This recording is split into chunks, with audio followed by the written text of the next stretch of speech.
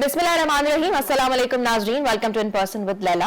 अज असीं मौजूद आहियूं सर रऊफ़ सिद्दीकी वट ऐं सर रऊफ़ सिद्दीकी कंहिं तारुफ़ जा मुहताज न आहिनि। हू MQM पाकिस्तान सां तालुक़ रखनि था, MQM पाकिस्तान जा लीडर आहिनि ऐं गॾोगॾु हू फॉर्मर होम मिनिस्टर बि आहिनि। ऐं टी तरफ़ तव्हांखे इहो बि ॿुधाईंदी हलां त सर रऊफ़ सिद्दीकी जन खोड़ किताब बि लिखिया आहिनि, सो हू राइटर भी आहिनि। अस्सलाम वालेकुम sir Rauf, welcome to the show. Thank you very much for taking the time out. बहुत शुक्रिया आपका, और इंतजार भी खैर आपको कराना पड़ा, उसके लिए मैं माजरत चाहती हूँ। सबसे पहला तो मेरा ये सवाल होगा आपसे, सियासी मैदान में बड़ी गर्मा गर्मी लगी पड़ी है, आप समझते हैं कि आज हमारा मुल्क जो है वो सही हाथों में है? ये तो जब भी चाहेंगे यही कहेंगे कि मुल्क अच्छे हाथों में है, और असल तो बात यह है कि अगर अच्छे हाथों में है तो अवाम खुश है या मुतमईन है या नहीं है। अगर 25 करोड़ अवाम खुश हैं, मुतमईन है, तो फिर अच्छे हाथों में है।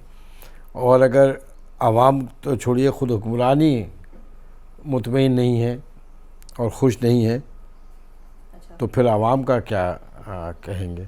लेकिन बहरहाल एक जद्दोजहद हुक्मरानों को तो करनी होती है। ये तो इस वक्त आपको हुक्मरान वो जद्दोजहद करते हुए नजर आ रहे हैं? अगर बहुत ज़्यादा नहीं है तो थोड़ा बहुत तो कर ही रहे हैं। और अच्छा, वो ना भी करें तो एक सिस्टम है जो मुल्कों को चलाता है, तो वो सिस्टम तो काम कर ही रहा है ना। और वो किस कॉन्टेक्स्ट में आप कह रहे हैं कि काम कर रहे हैं? मईशत के हवाले से, जैसे अवाम के बारे में भी आपने मेंशन किया कि उसमें बेहतरी आपको कोई थोड़ी बहुत नजर आ रही है? देखिए, इसको हम सम अप करते हैं कि मुल्क के हालात बेहतर कैसे होते हैं और ख़राब कैसे होते हैं। उसका बैरोमीटर अगर हम चेक करेंगे तो आप ये देखें कि मुल्क के हालात पुरसुकून इसलिए नहीं हो सकते कि आपकी मईशत, जो आपने पहले बात की, ये 25 करोड़ का मुल्क है, और इसको जो ट्रेड किया जा रहा है, जो मईशत को चलाया जा रहा है, वो 22% इंटरेस्ट के ऊपर, सूद के ऊपर 22%। तो ये दुनिया का कौन सा माशी निज़ाम है या दुनिया की कौन सी तिजारत है, साफ़ सुथरी तिजारत की बात करो, जो 22% सूद के ऊपर चले, तो उसके ऊपर वो ताजिर को क्या मिलेगा, और वो सारा का सारा जो खसारा होगा सूद की सूरत में, वो आवाम पे जाएगा। तो महंगाई किसी का बाप भी नहीं रोक सकता अगर आप सूद को कंट्रोल नहीं कर सकते। सही। और पिछली हुकूमतों का ये सबसे बड़ा अलमिया है जो इस मुल्क के साथ हुआ, ख़ास तौर पे इस हुकूमत से, जो पहली हुकूमत थी। लेकिन बहुत सारी रिपोर्ट्स कह रही हैं कि आइंदा साल जो महंगाई है वो बहुत घटती भी उन्हें नजर आ रही है। 18% तक नंबर बताया जा रहा है कि वो कम रहेगी। 18% भी तो बहुत ज़्यादा है ना। आप मुझे बताइए कि आपको एक काम अगर हुकूमत करना चाहे तो कर सकती है, और वो ये है कि 12-13 चीज़ें जो आवाम के लिए बुनियादी ज़रूरत रखती हैं, जैसे आटा, चीनी, दाल, पत्ती, दूध, जो बच्चों के भी पीने का, ये 16-17 चीज़ें हैं। क्या इसको भी फूड मिनिस्ट्री और उसके अफसरान उसकी कीमत को भी फिक्स नहीं कर सकते? उसके ऊपर रिलीफ नहीं दिया जा सकता? अगर उस पर रिलीफ देंगे तो मोर देन 70% आवाम, 70% आवाम कम अज़ कम खाने पीने की तरफ से तो मुतमईन होगी ना। यहाँ तो प्रॉब्लम ये है कि 600 रुपये किलो दाल, 400 रुपये किलो दाल, 900 रुपये किलो और 2300 रुपये किलो गोश्त, कोई गज़ब है खुदा का। फिर बिजली का बिल, फिर स्कूल की फीसें, तेल की कीमतें, पेट्रोल इतना बढ़ता जा रहा है। मिनिस्ट्री एजुकेशन जो है उसका कोई काम ही नज़र नहीं आता कि प्राइवेट स्कूल जो है खुदा का गज़ब करे कि 1-1 लाख रुपए, 1.5 लाख रुपए, यानी बुनियादी चीज़ों पे काम होता हुआ नजर नहीं आ रहा आपको। तो ये इसलिए नहीं करते कि जो हुक्मरान तबका है जिसे कहते हैं, ये 1100, 1200, 1300 ख़ानदान है जो इस पूरे मुल्क पर काबिज़ है। अच्छा, ये समझते हैं। और वही सनतों में भी काबिज़ हैं, वही एजुकेशन में भी है, वो ज़िंदगी के तमाम शोबों में उन्हीं की मोनोपोली। तो क्या आप पीपल्स पार्टी और नून लीग की बात कर रहे हैं? मैं सबकी बात कर रहा हूँ। पीपल्स पार्टी और नून लीग के अलावा और कौन है डायनेस्टिक पॉलिटिक्स में? बहुत सारी पार्टीज हैं जो कि हर पार्टी के मैक्सिमम पार्टीज वो हैं जो एलीट क्लास।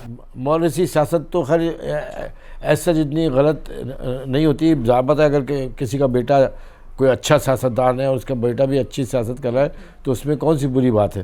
بات صلاحیتوں کی بنیاد پر ہوتا ہے اور میرٹ کی بنیادوں کے اوپر یہ تمام چیز ہوتی ہے. میں تو 1100-1200 خاندان کی بات کر رہا ہوں مثال کے طور پہ. 1970 میں یا اس سے پہلے ایک شور مچتا تھا کہ 22 خاندان ہیں جو پاکستان کے اوپر رول کر رہے ہیں.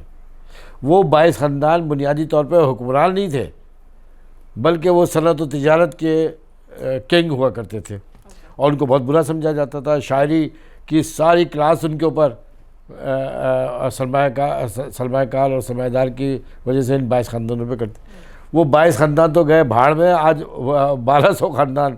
آپ دیکھیں کہ شرم نہیں آتی ہے پولیٹیکل پارٹیز کو بھی تمام کہ الیکٹیبل کو ہم, جس میں اب ایم کیو ایم کو بھی شامل کرتے ہیں. میں سب کو شامل کر رہا ہوں بلا کسی تفریق کے. تو یہ تو ہر سیاستدان کا ایک بڑا ہی ڈپلومیٹک سٹیٹمنٹ سا ہوتا ہے کہ کسی بھی سیاسی پارٹی کو شرم نہیں آ رہی, لیکن آپ کیسے ڈفرنس کریٹ کر رہے ہیں؟ نہیں, میں اس کو نہ میں اپنی صف میں یا مخالف یا دشمن کی صف میں تو وہ بات کر رہا ہوں جو حق اور صداقت پہ مبنی ہے. مثال کے طور پہ اس وقت تو پیسے ہی پریویل کر رہا ہے نا, اور کوئی جائز پیسہ اس طرح خرچ نہیں کر سکتا کہ ایک الیکشن میں 20-20 کروڑ روپے خرچ کرے.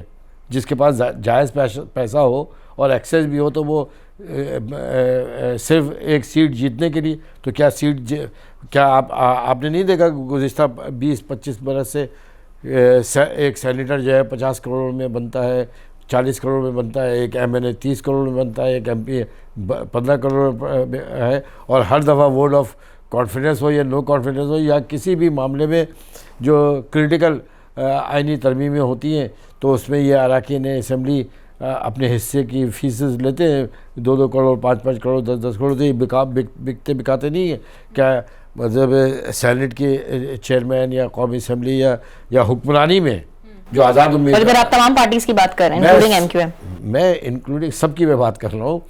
میں جب بھی گفتگو کرتا ہوں نا تو یہ نہیں کر سکتا کہ اگر میرا سگا بھائی اگر غلط کرے گا تو میں اس کو نشاندہی کریں گے کہ غلط کام ہے, نشاندہی کر کے میں اس سے بات چیت ہی بند کر دیتا ہوں. اچھا, میں تو اس معاملے میں بڑا, کیونکہ عوام سب سے پہلی پرائرٹی ہے.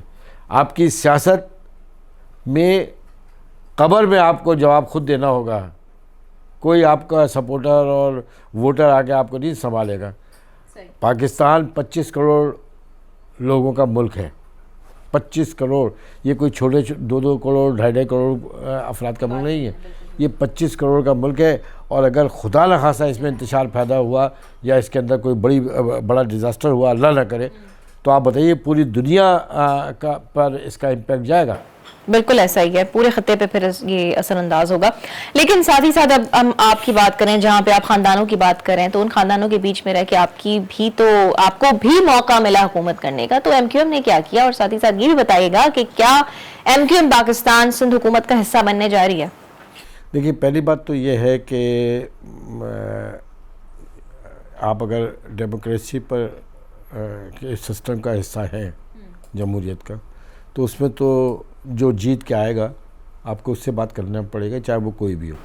یعنی آپ بات کریں گے سندھ حکومت سے, آپ کے مذاکرات جو بھی چل رہے ہیں, ہو رہے ہیں, پہلے بھی ہوا ہے نا, گزشتہ 30-35 برس سے تو یہی ہو رہا ہے نا کہ ایم کیو ایم کو کے نمبر اتنے نہ سندھ اسمبلی میں نہ قومی اسمبلی میں کہ وہ کوئی اپنا انفرادی کردار انجام دے سکے. لہذا اسے کسی نہ کسی بڑی پارٹی کے نمبرز کے ساتھ اپنے نمبر کو ملا کر ان کی حکومت سازی میں مدد کرنا ہوتی ہے. تو ایم کیو ایم نے ہمیشہ کیا, پیپلز پارٹی کے ساتھ بھی کیا اور نون کے ساتھ بھی کیا, معاہدوں کی صورت میں بھی کیا, لکھ کر معاہدوں کی صورت میں بھی کیا. اب اس کے اوپر ایم کیو ایم کو کرٹیسائز کرنا کہ جی آپ حکومت کا حصہ تھے, آپ نے معاہدہ کیا تھا, کیا ملا. مسئلہ یہ ہے کہ جو بااختیار فریق ہے, جس کے پاس نمبر زیادہ ہے, جو حکمرانی کر رہا ہے, جو میجورٹی میں فرض تو اس کے اوپر ہے کہ اس نے اپنے معاہدے کی لاج رکھی یا نہیں رکھی. ایم کیو ایم پہ نہیں. اگر ایم کیو ایم معاہدہ کرے اور آپ معاہدہ توڑ کے پھینک دیں تو ایم کیو ایم کیا کرے گی؟ ایم کیو ایم پھر وہی جدوجہد کرے گی. تو ماضی میں کسی پارٹی نے آپ کے ساتھ معاہدے کیے اور وہ پورے نہیں کیے؟ تقریباً تو یہ جیسے کہ جس میں پی ٹی آئی شامل تھی, Peoples Party. P T I کو تو چھوڑ ہی دیجیے, اس نے تو ٹکے کا بھی نہیں کیا. اچھا, اور پیپلز پارٹی نے تھوڑا بہت کیا. دیکھیے, پی ٹی آئی کی میں پہلے بات مکمل جی ٹھیک ہے. اس ملک میں, اس ملک کے ایک سب سے بڑے شہر نے یہاں سے صدر منتخب کر دیا, علوی صاحب گئے, عمران خان صاحب وزیر اعظم کی حیثیت سے گئے, جیت کے گئے. یہ شہر کو یہ گمان رہا کہ وزیر اعظم بھی ہمارا اور صدر بھی ہمارا, اور یہ دونوں نوٹنکی وہ افراد رہے کہ انہوں نے اس شہر کے لیے کچھ نہیں کیا. آج پھر واپس آ کے پھر باتیں کر رہے ہیں. پاکستان ایک بہت بڑے انقلاب کی طرف بڑھ رہا ہے جو میں دیکھ رہا ہوں ابھی. ہاں اچھا, اور مثبت یہ انقلاب, عوامی انقلاب. اچھا, کیونکہ ظاہر سی بات ہے آپ نے تو روٹی بھی چھین لی نا, نوالے بھی چھین لیے. پریشانی کی حالت یہ ہے کہ باپ اپنے بچوں کو بیچتا پھر رہا ہے, مائیں اپنے بچوں کو بھوک اور افلاس سے ان کو فیس کرنا پڑ رہا ہے. جی ٹھیک ہے. مارکیٹ میں آ کے اپنے بچوں کو لے کے کھڑے ہو جاتے ہیں. یہ کوئی معمولی بات ہے؟ اگر آپ اس کو سمجھیں کہ یہ سیاسی شعبہ بازی ہے تب بھی بہت غلط بات ہے. عوام کو, سرمایہ داروں کو, سرمایہ کاروں کو, صنعت کاروں کو آگے بڑھ کر اس روزگار کے مواقع کو بڑھانا پڑے گا. لیکن ان کا کہنا بھی صحیح ہے کہ 22% سود کے اوپر کون سا کاروبار دنیا کا کیا جا سکتا ہے؟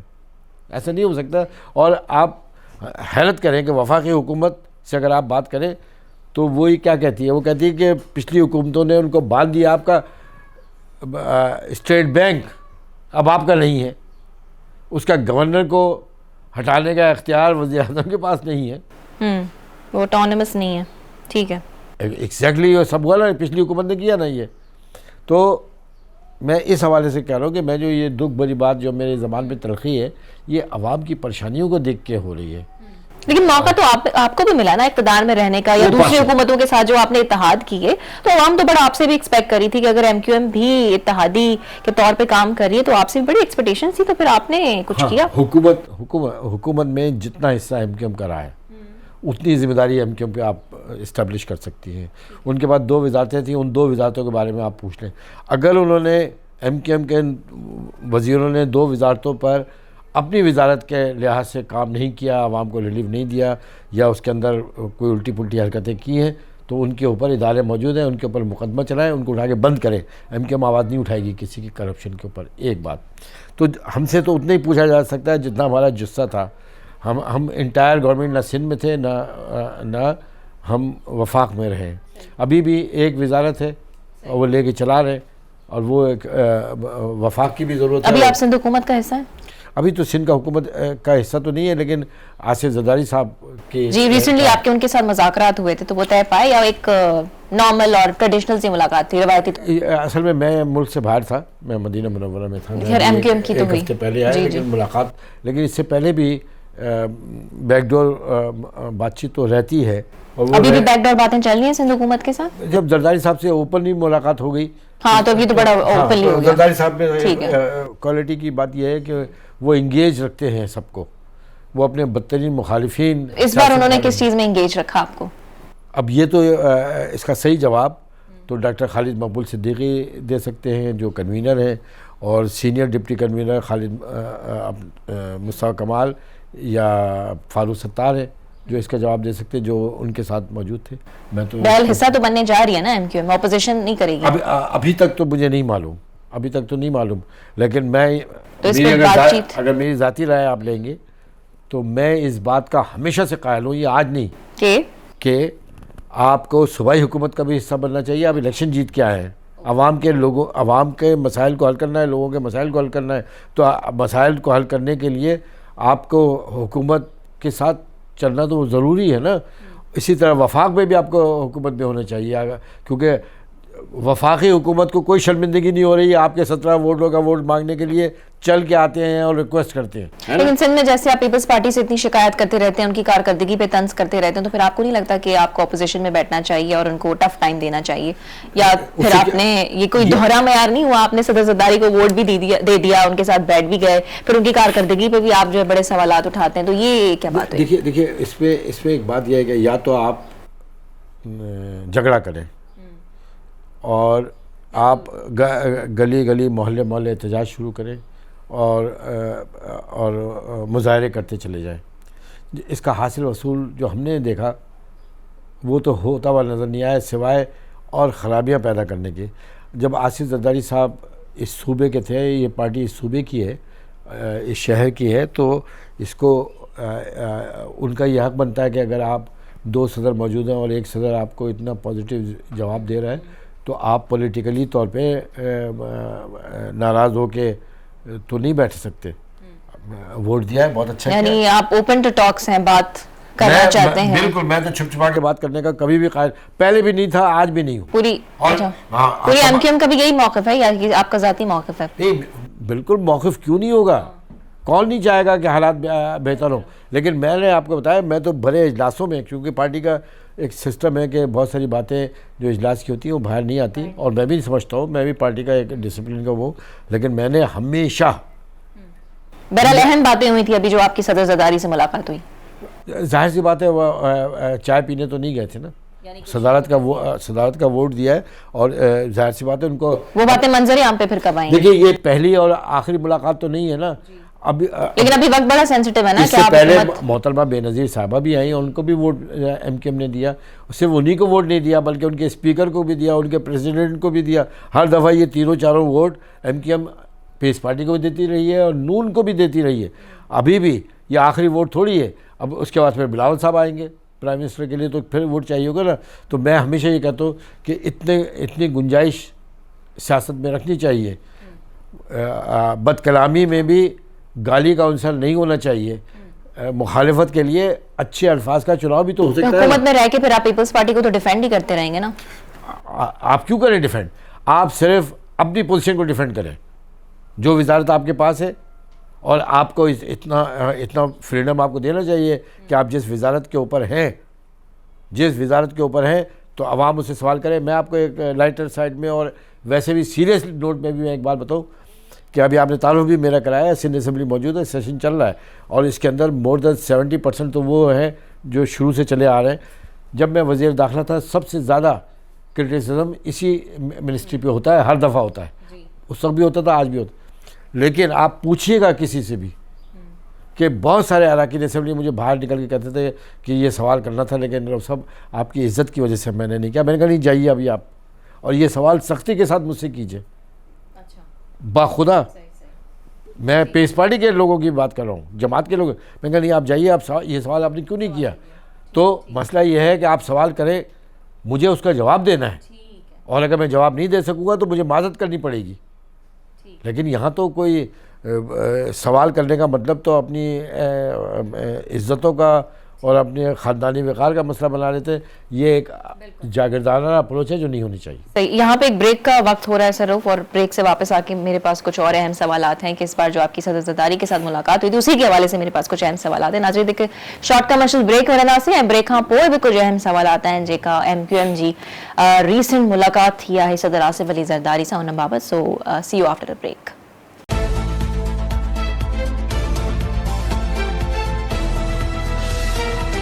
ویلکم بیک ناظرین. مسافر موجود ہیں سر رؤف صدیقی, انہوں سے کافی دلچسپ گفتگو ہلے پئی سیاست کی وٹھی کرے انہوں کا سوال کرنے ونا پئی جے کا ریسنٹ انہوں کی ملاقات تھی ہے صدر آصف علی زرداری سے. سو سر رؤف, جو آپ کی ریسنٹ ملاقات ہوئی ہے صدر آصف علی زرداری سے, ابھی آپ نے خود ہی کہا کہ وہ ظاہر سی باتیں صرف چائے پینے تو نہیں آئے تھے, ظاہر سی باتیں کچھ بڑی اہم باتیں ہوئی ہوں گی. تو اسٹینڈنگ کمیٹیز کی چیئرمین شپ کے علاوہ آپ نے وزارتوں کی بھی ڈیمانڈ رکھی؟ دیکھیے, میں آپ کو اپنے لحاظ سے بتاؤں, کیونکہ کئی مذاکرات میں نے بھی کیے ہیں جب پارٹی انٹیکٹ تھی. میں پارٹی کو لیڈ کر رہا تھا, اور یہ باقی تمام حضرات میرے ساتھ اس ٹیم کا حصہ تھے جو زرداری صاحب سے ہم نے مذاکرات کیے تھے 2013 میں بھی, جو تو میں اس کو لیڈ کر رہا تھا چیئرمین سینیٹ کے حوالے سے بھی اور دیگر.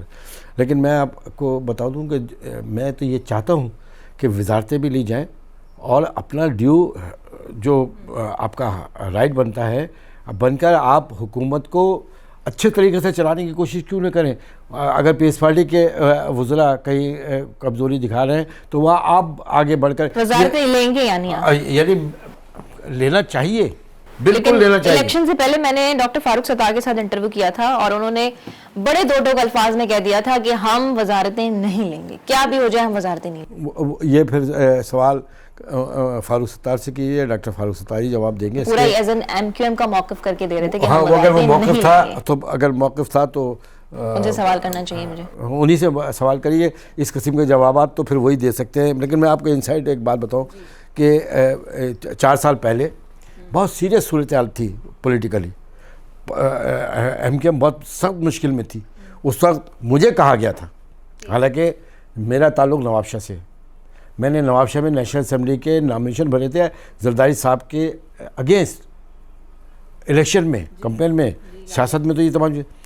لیکن پھر ایک وقت آیا 4 سال پہلے کی بات ہے, 3.5-4 سال پہلے مجھے کہا گیا کہ آپ کے سارے مقدمات ختم ہو جائیں گے, آپ کی تمام چیزیں, کہ میرے تو سارے جھوٹے بے بنیاد اور فرمائشی مقدمات تھے, سب ختم ہو جائیں گے آپ اگر زرداری صاحب کے خلاف ایک بیان دے دیں اور وعدہ معاف گواہ بن جائیں دادو شوگر مل کے لیے. اچھا, اسی گھر میں میرے پاس جب ٹیلی فون آیا تو نام لے سکتے ہیں آپ ان کا, کس کا, جنہوں نے آپ کو فون کیا تھا؟ ارے وہ کوئی غیر نہیں تھے بھائی, ہاں خود میری اپنی پارٹی کے تھے, ہاں وفاقی وزیر تھے. انہوں نے مجھ سے کہا, بیرسٹر فاروق نسیم نے کہا, اوکے اوکے, انہوں نے کہا, اور وہ ہینڈ فری پہ بات کر رہے تھے, تو میں نے ان سے کہا, میں نے کہا یار اور مجھے نہیں جانتے, آپ تو مجھے جانتے, تو آپ نے نہیں, مجھے آپ ایسا سمجھتے ہیں کہ میں وعدہ معاف گواہ بن جاؤں گا جس کا ایک ذکر بھی نہیں. اور یہ بات میں نے کہی زرداری صاحب کے, میں نے کہا کہ میں جا کے جھوٹا بیان دوں گا, حلف اٹھاؤں گا وہاں پہ کہ زرداری صاحب نے میرے پہ دباؤ ڈالا. میں نے کہا انہوں نے کوئی دباؤ نہیں ڈالا تھا, یہ ایک لیگل میٹر تھا, میں نے وہ کیا. اور پھر میں نے ایک جملہ بھی تھا کہ مقدمات آپ سے نہیں بنتے یار, سب کو وعدہ معاف گواہ بنا کر آپ مقدمہ چلانا چاہتے. تو میرے کوئی آصف زرداری صاحب کے ساتھ میری نہ ملاقات تھی نہ کچھ تھا, لیکن میں ایک بات کو یہ کہتا ہوں, جو سچ ہے, جو حق ہے, آپ وہ کہیے, چاہے آپ کو کتنی ہی اس کی دشواریوں کو فیس نہ کرنا پڑے, سزا بھگتنی پڑے. گزشتہ 6-7-8 برس سے میں نے تو کچھ ایسا نہیں کہا تھا جو 32 مقدمات تھے, اور میں آپ کو سچ بتا رہا ہوں, میرا اللہ گواہ ہے, میں آپ کو سچ کہہ رہا ہوں, کوئی ایک مقدمہ بھی ایسا نہیں تھا. میں نے ہائی کورٹ کی ڈبل بینچ میں کہا تھا کہ یہ سارے مقدمات میری ایک ٹیلی فون کال کے اوپر ہیں, میں ایک کال کروں گا تو یہ مقدمات ہی نہیں ختم ہوں گے, میں حکومت میں بیٹھا ہوں گا. لیکن میں نے یہ تمام چیزیں کی, میرا اللہ نے مجھے شروع کیا, اور تمام جگہ کے اوپر کوئی ایک سوال بھی نہیں تھی. میں باعزت بری ہوا ATC کورٹ سے بھی اور ہائی کورٹ سے بھی اور ہر جگہ سے. تو کہنے کا مطلب ہے کہ آپ کو اتنا اچھا ماحول بنا کے رکھنا ہوگا, آپ اس طرح نہ کریں کہ آج جو وہ کچھ یعنی آپ مفاہمت کی سیاست میں بھروسہ رکھتے ہیں؟ نہیں, مفاہمت عوام کے لیے ہونی چاہیے نا, مفاہمت اپنی ذات کے لیے نہیں ہونی چاہیے. آپ مجھے بتائیے کہ پاکستان کے عوام سفر کر رہے ہیں نا آپ کے جھگڑے, اور آپ کے جھگڑے بھی کسی اصول کے اوپر نہیں ہیں, لیکن جس نے جرائم کیے ہیں اس کو آپ معاف کیسے کر سکتے ہیں؟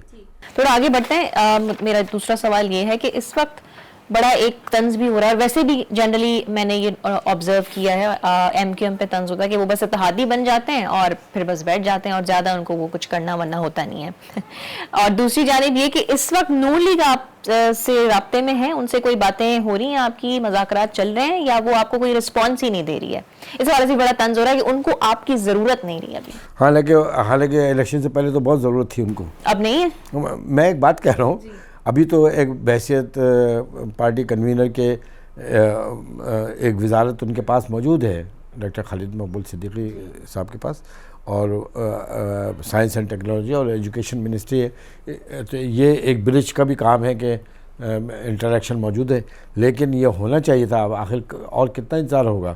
آپ کی حکومت کو چلانا بھی ہے, تو آپ کو جب تک کہ جنرل نمائندگی کے ساتھ آپ نمائندوں کو نہیں آگے لے کے آئیں گے, آپ کیسے پیس ریسٹور کریں گے؟ آج لا اینڈ آرڈر کی جو صورتحال ہے اس کی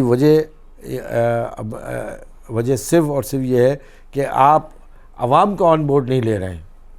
جنرلی آپ صرف ایڈمنسٹریشن سے حکومت چلا رہے ہیں. ایڈمنسٹریشن سے صرف حکومت نہیں چلتی ہے, ہاں ایڈمنسٹریشن سے آپ 30% اور 40% تک تو آپ کام کر سکتے ہیں, لیکن مور دین 60% آپ کو عوام کو آن بورڈ لینا پڑے گا. آپ کو لا اینڈ آرڈر کے لیے عوام کے پاس سے انفارمیشن چاہیے ہوں گی, وہ آپ کو نہیں مل پا رہی کیونکہ عوام اعتماد نہیں کرتی ہے آپ کی ایڈمنسٹریشن پہ. اچھا, آنے والے گورنر ابھی بہت ساری یہ چیزیں باتیں سرکولیٹ کر رہی تھیں کہ گورنر کامران ٹسوری جو ہے وہ تبدیل ہونے جا رہے ہیں, ان کو کوئی نہ کوئی اور گورنر آ کے ریپلیس کرنے جا رہا ہے. اور پھر یہ بھی بتایا گیا کہ خوشبخش شجاعت کا نام سجیسٹ کیا گیا ہے پیپلز پارٹی اور نون لیگ کی جانب سے, لیکن ایم کیو ایم جو ہے وہ خوشبخش شجاعت کے نام سے خوش نہیں ہے. نہیں, ایم کیو ایم ناخوش کیوں ہوگی خوشبخش شجاعت صاحبہ سے؟ یہ سرکولیٹ کر رہی تھی, اگر آپ ان کو کریکٹ کرنا چاہیں تو. نہیں, یہ تو روز آنے کی بات ہے. تاحیات تو کوئی بھی عہدہ لے کے نہیں آتا نا, گورنر ہو یا صدر ہو یا وزیر اعظم ہو, یہ چیزیں تو چلی آ رہی ہیں, یہ 6 مہینے سے سال سے چلی آ رہی ہیں. لیکن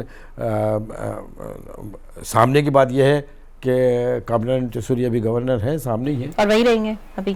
اب مجھے تو نہیں پتا, میں جوشی تو نہیں ہوں, میں جوشی اور کیونکہ نیمز تو سجیسٹ ہو رہے ہیں نا, اور یہ بات اس میں صداقت ہے کہ پیپلز پارٹی اور نولی کی جانب سے خوشبخش شجاعت کا نام سجیسٹ ہوا تھا. میرے علم میں نہیں ہے, یہ سوشل میڈیا پہ میں سنتا ہوں. اب جس کو اپنی بریکنگ نیوز چلانی ہوتی ہے, جیسے ہم نے ریٹ کہا جا رہا تھا کہ صدر زرداری جو ہے وہ کامران ٹیسوری صاحب سے خوش نہیں ہے, لیکن ایم کیو ایم جو ہے وہ گورنر کامران ٹیسوری سے بہت خوش ہے. دیکھیے بات یہ ہے کہ اس بات کا جواب تو زرداری صاحب خود ہی دیں گے کہ خوش ہے یا نہیں ہے, اور اس بات کا جواب بھی کامران ٹیسوری صاحب دیں گے کہ وہ خوش ہیں. میں ایم کیو ایم کو کیا اعتراض ہو سکتا ہے, اور ان کو کوئی ریپلیس نہیں کرنے جا رہا. نہیں, ریپلیس ایم کیو ایم نے تو نہیں دیا نا ریپلیس کرنے کے لیے, ابھی تک تو میرے نالج میں تو نہیں ہے. اگر ان سائڈ کوئی اسٹوری ہے تو مجھے نہیں معلوم. اچھا, شروعات میں تو گورنر کامران ٹیسوری سے بھی بڑے اختلافات تھے ایم کیو ایم کے اندر ہی, تو اس میں پھر ایسا کیا ہوا اور کیا راز ہے کہ وہ گورنر بن گئے اور اب سارے معاملات ٹھیک ہو گئے؟ ہاں, مطلب ہے کہ اگر ہما ان کے سر پہ بیٹھ جائے تو پھر تو گورنر بننا ہے انہوں نے, اور اچھا ہے. لیکن بہرحال ابھی تک جو انہوں نے پرفارم کیا ہے ایجوکیشن کے حوالے سے اور دیگر معاملات میں, عوامی معاملات میں, تو بے دست و پا اور بغیر اختیارات کے بھی انہوں نے کافی کام کیا ہے عوام کے لیے. اس کو تو اپریشیٹ کرنا چاہیے. صحیح. آخری سوال, آپ چونکہ رائٹر بھی ہیں اور سارے میں آپ کی کتاب بھی دیکھ رہی ہوں کہ آپ نے تمام خود ہی لکھے ہیں, تو کتنے تقریباً آپ نے کتاب لکھے ہیں سر؟ 8-10 کتابیں ہیں, لیکن مجھے اب کسی بھی کتاب کی نہیں, میری 3 کتابیں. And what motivated you to write? پیدائش سے, بچپنے سے ہمارا ننیال پورا کا پورا لکھنے لکھانے کے اوپر, ادب پہ, میرا ددیال بھی. لیکن میری 3 کتابیں ہیں جس سے میں بہت وہ کرتا ہوں. باقی کتابیں کوئی پڑھے نہ پڑھے, لیکن یہ 3 کتابیں, ایک تاریخ بیت اللہ ہے, ہسٹری آف کعبہ, یہ تو آپ کے روم میں غلاف کعبہ بھی نظر آ رہے ہیں ماشاءاللہ سے. جی, اپنی نوعیت کے اعتبار سے یہ 1400 سال میں پہلی کتاب ہے تاریخ بیت اللہ, جس میں کلید بردار اور خانہ کعبہ سے متعلق انفارمیشن تھی, اور دنیا میں یہ پہلی تصویر جو خانہ کعبہ کے اندر کی تھی وہ میں نے اس میں شائع کی تھی. اور مجھے کہا گیا تھا کہ اگر خانہ کعبہ کی تصویر شائع کی جائے تو سعودی گورنمنٹ اس کو 6 مہینے کی جیل دیتی ہے. تو میں سوچتا رہا کہ مجھے جیل میں بند کر دیں گے. آخری تک آ کے میں نے کہا کہ بند کرتے ہیں تو کر دیں. میں نے تصویر چھاپ دی, مجھے کسی نے نہیں پکڑا. دوسری کتاب سیرت خیر البشر, حضور نبی کریم صلی اللہ علیہ وسلم کی حیات طیبہ پہ ہے, اور سب سے اچھی بات یہ ہے کہ مراد علی شاہ صاحب نے اس کا سندھی ترجمہ کروایا ہے, اور وہ ہو بھی گیا ہے. اب پتہ نہیں میرے خیال میں کب وہ کریں گے. یہ مراد علی شاہ صاحب کو کریڈٹ جاتا ہے کہ انہوں نے سیرت طیبہ, بڑے اچھے کانٹیکٹس ہیں آپ کے سندھ حکومت کے ساتھ. میرے سب کے ساتھ ہے, میری لڑائی کسی سے نہیں, میں کسی سے لڑنا بھی نہیں چاہتا, ماں سوائے اس جگہ جہاں میرے اللہ اور میرے رسول کا معاملہ آ جائے, اس کے علاوہ. پھر تیسری کتاب جو ابھی ریسنٹ آئی ہے وہ آئی ہے بسم اللہ الرحمن الرحیم, یہ نام ہے اس کا. اس موضوع پہ بھی کتاب کوئی نہیں تھی جو نہیں. بڑا دلچسپ یہ ہے. بہت شکریہ آپ کے وقت کا, مختلف پہلوؤں پہ آپ سے بات ہوئی. ناظرین, اساسا گڈ سر رؤف صدیقی ہویا جن سے سیاست تے کھوڑ ساری گفتگو تھی. ایندڑ ہفتے کہ بھی شخصیت سے ملاقات کرائیں سے. تیسی تائیں نیند اساں کی اجازت. اللہ حافظ.